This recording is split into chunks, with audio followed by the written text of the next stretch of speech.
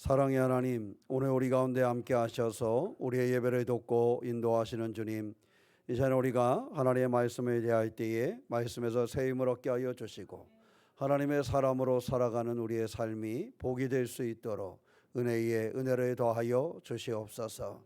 주의 도우심이 우리 가운데 머물 것을 믿사오며 우리 주 예수님의 이름으로 기도하옵나이다. 아멘. 오늘은 우리가 예레미야 선지자의 말씀을 통해서 우리의 신앙을 다시 한번 점검하고 어떻게 하면 우리가 더 복 가운데, 하나님의 그 믿음의 복 가운데 살아갈 것인가 하는 것을 말씀을 통해서 나누고자 합니다. 오늘 말씀에 보면 선지자가 둘이 나오는데 하나는 거짓 선지자가 나오고 하나는 예레미야가 나옵니다. 거짓 선지자들이 말씀을 전할 때에 자기의 꿈꾼 것을 얘기하면서 그들 가운데 평안하라 평안하라 이렇게 얘기를 합니다. 그리고 그 속에 신앙에 대한 그 깊이와 말씀은 없는 것을 우리가 볼 수가 있습니다. 그런데 예레미야는 오늘 말씀을 통해서 마지막 절에 말씀하시기를 내 말은 불같지 아니하냐 바위를 쳐서 부스러뜨리는 방망이 같지 아니하냐. 그래서 하나님의 말씀이 방망이와 같고 무엇 같다? 불과 같다. 그래서 불과 방망이 같은 능력의 하나님의 말씀, 그래서 때로는 심판하고 때로는 강력하게 하나님의 생명 가운데 거하게 하는 그 말씀을 그들 가운데 이야기하고 있습니다. 우리가 오늘 예레미야 말씀을 통해서 우리가 이 강력한 하나님의 말씀 가운데 우리의 삶을 열어가는 그런 믿음의 주인공이 되시기를 주님의 이름으로 축원합니다. 오늘 23절 말씀에 보면 나는 어디에? 가까운 데 있는 하나님이요 먼 데 있는 하나님이 아니냐 이렇게 물으셨습니다. 하나님이 단순히 저 하늘 위에만 머무는 그런 하나님이 아니시다라는 것을 우리 가운데 가르쳐주고 있습니다. 저 하늘 위에 저 높은 곳에서 그저 우리를 바라만 보고 있는 이렇게 뭔가 내려다보고 있는 그러한 존재가 아니라는 것이지요. 하나님은 또 저 하늘에 온 우주를 주관하시고 붙잡으시는 분도 맞으시지요. 그러나 그 하나님이 우리의 삶의 그 자리에 함께 하신다라는 사실을 오늘 말씀을 통해서 우리 가운데 가르쳐주고 있습니다. 이 말씀은 하나님이 우리의 것을 넘어서는 초월적인 그러한 능력의 하나님이심을 가르쳐주기도 하지만 또 하나는 우리의 삶 속에 들어와 계시는 그러한 하나님이라는 사실을 우리에게 알려주고 있는 말씀입니다. 근데 사실 우리는 세상에 이렇게 살다 보면 종종 하나님을 그냥 멀리 있는 하나님으로만 느낄 때가 많습니다.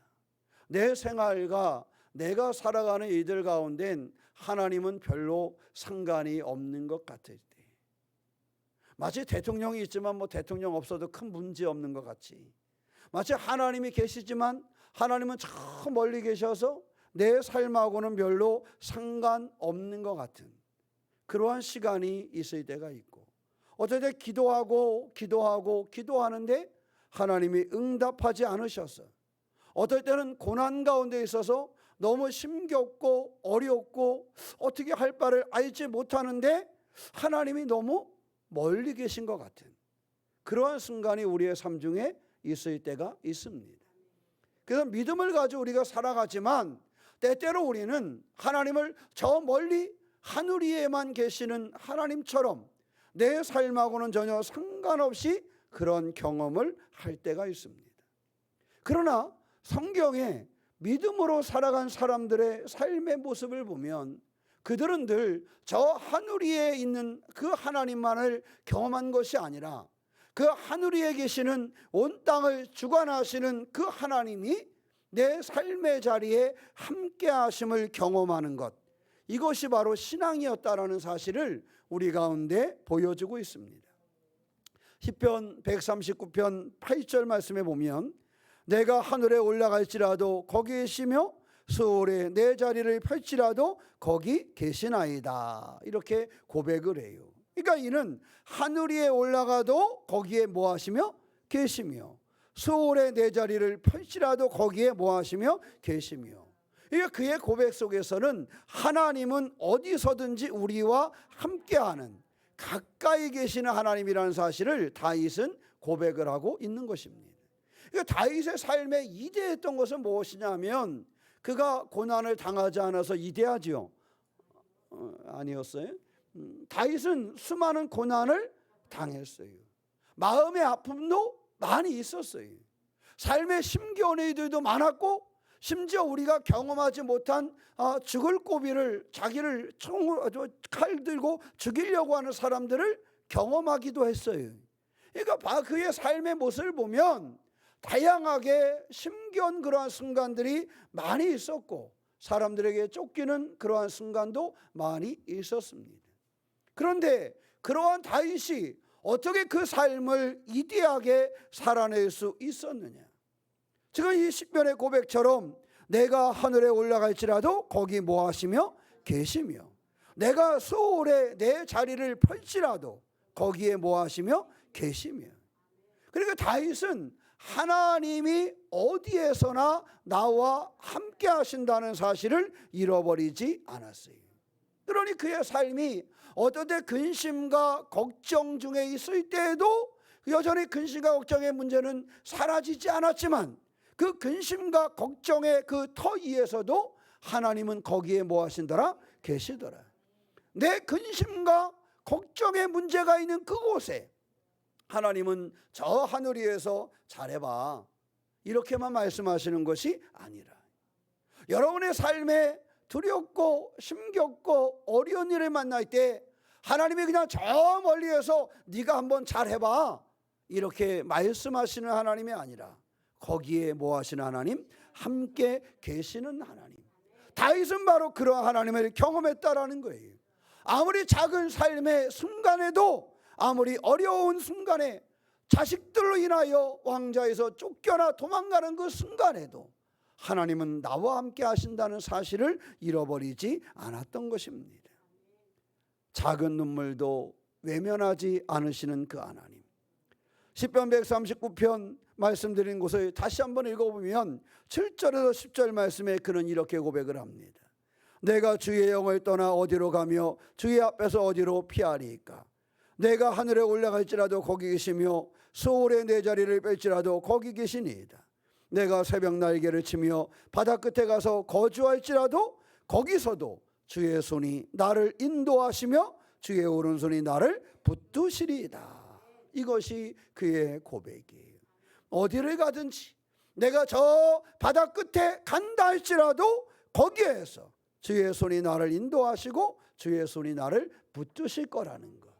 이것이 다윗이 가지고 있는 믿음이었어요. 그러니 그는 하나님 앞에 범죄하였을 때는 피할 수 없음을 알기 때문에 하나님 앞에 회개하였고, 또 하나님은 가까운 데 계시는 하나님이요 먼 데 있는 하나님이 아니라는 오늘 예레미야의 말씀처럼 하나님과 동행하는 그러한 삶을 살아갔다. 사랑하는 성도 여러분, 하나님은 가까이 계시는 하나님이라는 사실을 기억하는 우리가 되시기를 축원합니다. 하나님은 내가 어디를 향하든지 나와 함께 하시는 분이 바로 하나님이심을 우리 가운데 가르쳐주고 있습니다. 사도행전 17장 27절로 28절 말씀을 보면, 이는 사람으로 혹 하나님을 더듬어 찾아 발견하게 하려 하심이로되 그는 우리 각 사람에게서 멀리 계시지 아니하도다 그랬어요. 각 사람에게서 멀리 계시지 아니하도다. 우리가 그를 힘입어 살며 기동하며 존재하느니라 그랬어요. 사람들에게서 멀리 계시지 않아서 우리가 그를 힘입어서, 우리가 하나님을 힘입어서 살아가고 움직이며 존재할 수 있다라고 우리 가운데 알려주고 있는 것입니다. 그러므로 우리가 하나님이 나와 함께 하심으로 이 사도행전의 말씀처럼 우리가 힘입고 우리가 기동하고 우리가 존재할 수 있다는 사실을 놓치지 않는 그러한 신앙의 삶을 살아가시기를 축원합니다. 이것이 신앙인들의 삶이었어요. 가까이 계시는 하나님, 우리의 삶에 밀착하여 계시는 그 하나님과 함께하는 것, 이것이 신앙이고 그것이 능력입니다. 그래서 우리는 늘 임마누엘의 하나님을 고백하는 것입니다. 나와 함께 하시는 하나님, 나와 같이 계시는 하나님, 내 삶에 문제가 없는 것은 아니지만, 내 삶에 어려움이나 근심이 없는 것은 아니지만 그 자리에 함께 계시며 그것을 함께 헤쳐나가도록 하시는 분이 바로 하나님이시라는 사실을 기억하시기를 축원합니다. 그럼 하나님은 다윗과 같이 정말 이대한 이렇게 쓰임받는 그러한 사람들만 함께 하셨을까? 성경을 보면 창세기 16장에 애굽의 여종 하갈 이야기가 나옵니다. 하갈은 사라와 아브람 사이에서 다툼이 있었을 때 그 갈등 가운데서 강야로 도망친 여인이었어요. 그죠? 종이었지만 그 갈등 가운데 도망치고 말았어요. 그러니까 어떻게 보면 이 여인은 철저하게 버려진 사람이라고 볼 수도 있어요. 그죠? 사라와 아브람 사이에서 어찌할 수 없어서 이제 도망해가지고 강야에서 내가 어디를 향해야 될지, 내가 어디에 머물러야 될지 아무것도 생각할 수 있는 것이 없어요. 전혀 보이는 것이 아무것도 없어요. 그러한 자리에 있는 여인이 이 하갈이었습니다. 근데 하나님은 그에게 말씀하십니다. 내가 어디서 왔으며 어디로 가느냐? 내가 어디서 왔으며 어디로 가느냐? 하갈은 그 하나님을요 이렇게 고백합니다. 나를 살피시는 하나님, 엘로이, 이렇게 고백을 합니다. 다윗처럼 이대하게 부름을 받아서 쓰임받은 왕도 아니었습니다. 그저 한 여종에 불과했고 주인과의 갈등 속에서 갈 곳을 잃어버리고 강야를 향하여 갔던 그러한 여인이었습니다. 그런데 하나님은 그에게 내가 어디서 왔으며 어디로 가느냐라고 그에게 물으셨습니다. 이것은 하나님이 그와 함께 하심을 가르쳐주고 있는 것입니다. 내가 어디서 왔으며 내가 어디로 가느냐? 그때 그 여인의 고백이 뭐라 그랬다고요? 나를 살피시는 하나님, 엘로이다. 하나님이 나 같은 여인도 그저 이 비참하게 강야로 도망 나온 나 같은 여인도 하나님은 살피시는구나. 바로 이러한 고백이 있었다라는 것입니다. 사랑하는 성도 여러분, 하나님께서는 다윗 왕과 같은 이를 살피시고 그와 동행하시고 그에게 임마누엘의 하나님이 되셔서 그의 삶을 인도하셨지만, 지금 말씀드린 이 여종 하갈 같은 여인에게도 하나님은 그 여인과 함께 강야를 향하셨고 그 여인을 살피시는 하나님이었고 그 여인에게 약속을 주시는 하나님이셨습니다. 우리의 삶 중에 바로 하나님은 이와 같이 멀리 계시지 아니하고 하갈에 가까이에 계시고 다윗에 가까이에 계셨던 것처럼 우리와 가까이 계시는 그 하나님이심을 기억하는 그런 믿음의 주인공이 되시기를 축원합니다. 두 번째는 25절로 28절 이후에 보면 거짓말하는 그러한 선지자들 이야기도 나오고 거기에 대해서 말씀하시는 부분이 나옵니다. 28절 말씀에 보면 꿈을 꾼 선지자는 꿈을 말할 것이요 내 말을 받은 자는 성실함으로 내 말을 말할 것이라. 겨가 어찌 알고가 같겠느냐 라는 말씀을 통해서 어디에 말씀의 귀를 기울일 것을 그들 가운데 권면하고 있습니다. 세상의 말과 하나님의 말씀은 우리가 비교할 수 없습니다. 그런데 세상은 자꾸 사람들을 성공하게 하는 것, 뭔가 많은 것을 소유하게 하는 것, 거기에 중심을 둡니다. 물론 신앙으로 산다해 가지고 성공한다거나 뭘 소유한다거나 이런 것이 없는 것은 아닙니다. 하나님께서는 그들의 백성들의 삶을 도우시고 축복하셔서 살아갈 수 있도록 길을 열어주시기 때문에 그렇습니다. 그런데 신앙은 그것이 다라고 이야기하지 않습니다. 중요한 것은요, 하나님께서는 우리를 살리시는 그러한 말씀을 우리에게 주신다는 거예요. 우리는 그 말씀에 귀를 기울여야 한다는 것입니다. 그저 자신의 꿈이나 자신이 이야기하는 그런 것들은 사람의 현혹할 수 있을지 모르지만 겨와 같이 바람에 흩어지는 것에 불과하다라는 거예요. 세상이 주는 약속은 그저 그 약속은 겨와 같이 흩어지는 것에 지나지 않는다는 것입니다. 하나님의 말씀은 알곡처럼 영원히 남아 생명을 살린다는 사실을 우리 가운데 보여주지요. 그래서 말씀하시기를 겨가 어찌 알곡과 같겠느냐. 하나님의 말씀은 알곡이라는 사실을 우리 가운데 가르쳐주고 있는 것입니다. 마태복음 24장 35절 말씀에 천지는 없어질지언정 내 말은 없어지지 아니하리라 그랬어요. 하나님의 말씀은 없어지지 아니하는 말씀이므로 우리가 그 말씀을 붙잡고 흔들리지 않고 그 없어지지 아니하는 하나님의 말씀 위에 굳게 서야 한다는 사실을 우리 가운데 가르쳐주고 있는 것입니다. 하나님이 내 가까이 계시는 하나님, 임마누엘의 하나님이심을 경험하며 그 능력 있는 그 하나님의 말씀 가운데 없어지지 아니하는 그 말씀 가운데 우리가 굳건히 서야 우리의 신앙이 온전한 것입니다. 이사야 40장 7절로 8절 말씀에 보면 풀은 마르고 꽃이 시드면 여호와의 기운이 그의 부임이라. 이 백성은 실로 풀이로다. 풀은 마르고 꽃은 시도나 우리 하나님의 말씀은 영원히 서리라 그랬어요.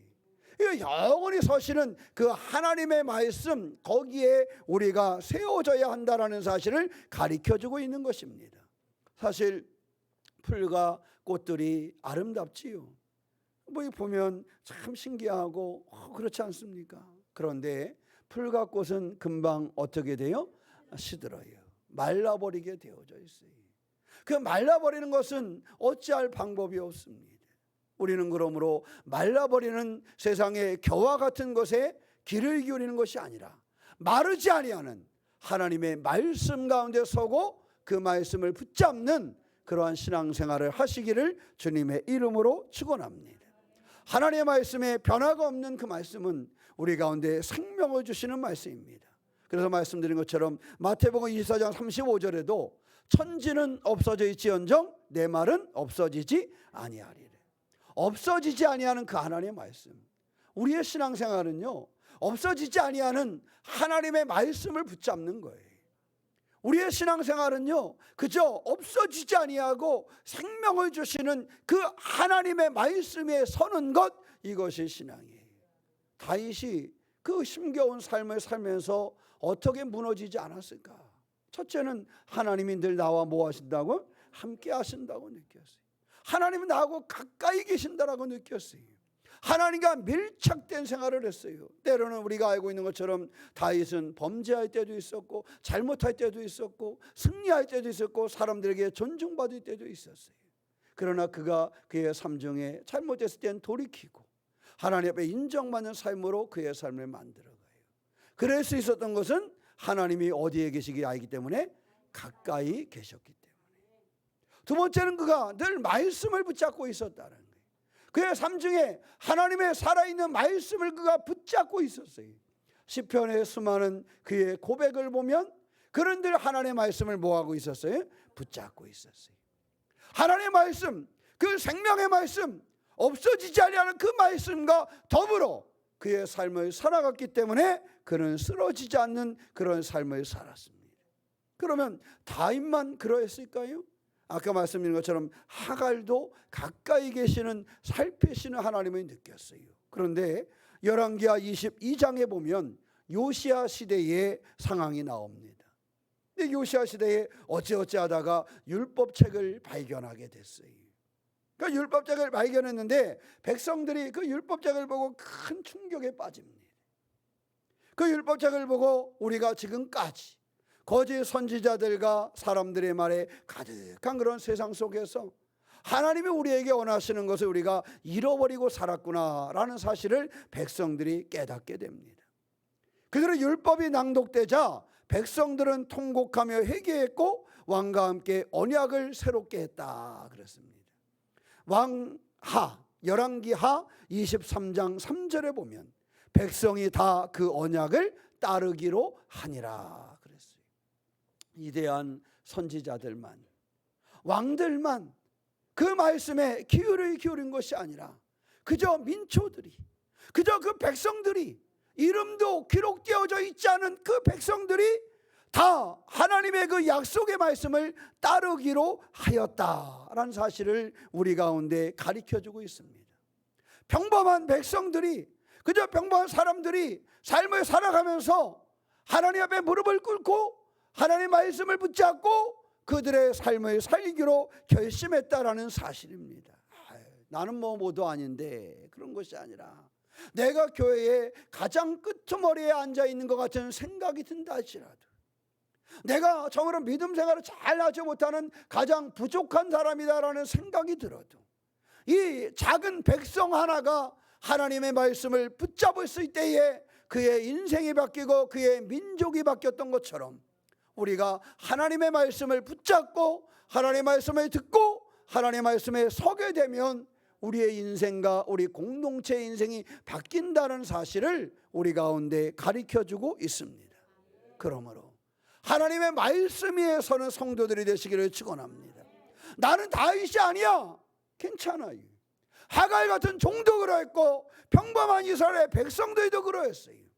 하나님이 가까이 계심을 느끼고 하나님의 말씀에 설 때 그들의 인생이 바뀌어졌다는 사실을 기억하면서, 우리도 가까이 계시는 하나님, 나를 살피시는 하나님, 나에게 말씀, 그 약속을 주시는 그 하나님의 약속의 말씀 가운데 우리의 신앙을 성장케 하는 그러한 믿음의 주인공이 되시기를 축원합니다. 그럼 우리가 붙잡아야 될 그러한 하나님의 말씀은 어떠한 말씀입니까? 내 말이 불같지 아니하냐, 바위를 쳐서 뭐하는 부스러뜨리는 방망이 같지 아니하냐 그랬어요.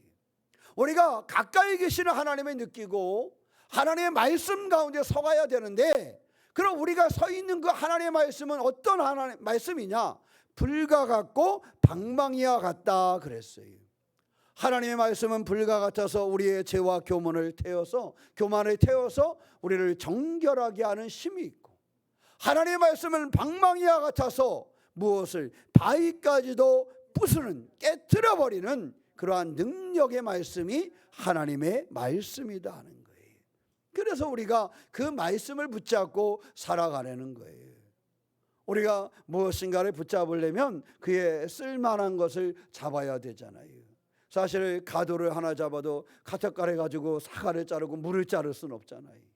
거기에 맞는 칼을 잡아야 되는 거예요. 우리가 붙잡고 있는 말씀은 이와 같은 말씀이라는 거예요. 말씀이 뭐냐? 말씀의 능력이 뭐냐? 바위를 부스러뜨리는, 바위를 깨트릴 만한 그러한 능력의 방망이와 같은 것이 하나님의 말씀이고, 불과 같아서 모든 것을 태워 정결하게 하는 그러한 능력 있는 것이 하나님의 말씀이다라는 사실을 우리 가운데 가르쳐주고 있습니다. 우리가 서 있는 하나님의 말씀은 아주 강력한 그러한 말씀이라는 사실을 우리 가운데 알려주고 있는 것입니다.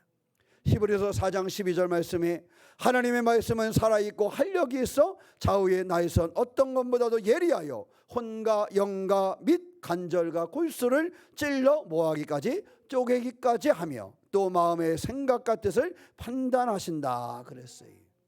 하나님의 말씀은 살아있고 능력이 있다. 불과 방망이와 같은 것이 하나님의 말씀임을 우리 가운데 가르쳐주고 있는 것입니다.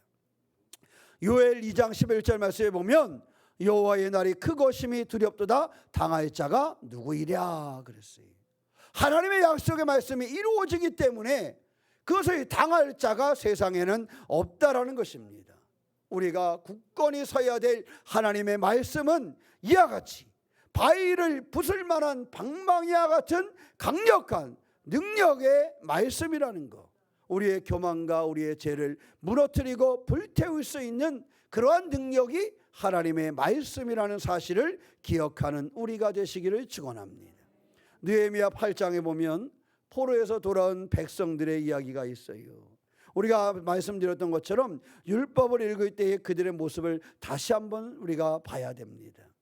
백성들의 마음을, 그 굳은 마음을 그 말씀이 깨트려 주는 거예요.